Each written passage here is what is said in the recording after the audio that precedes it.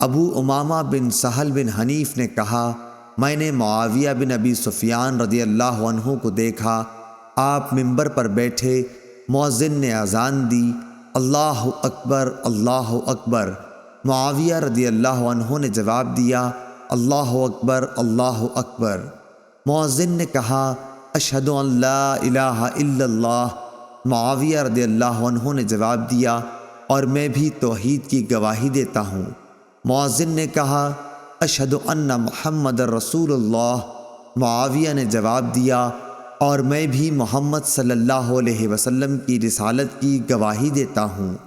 جب مؤذن اذان کہہ چکا تو آپ نے کہا، حاضرین، میں نے رسول اللہ صلی اللہ علیہ وسلم سے سنا، اسی جگہ یعنی ممبر پر آپ بیٹھے تھے، مؤذن نے اذان دی تو آپ یہی فرما رہے تھے جو تم نے مجھ کو کہتے سنا۔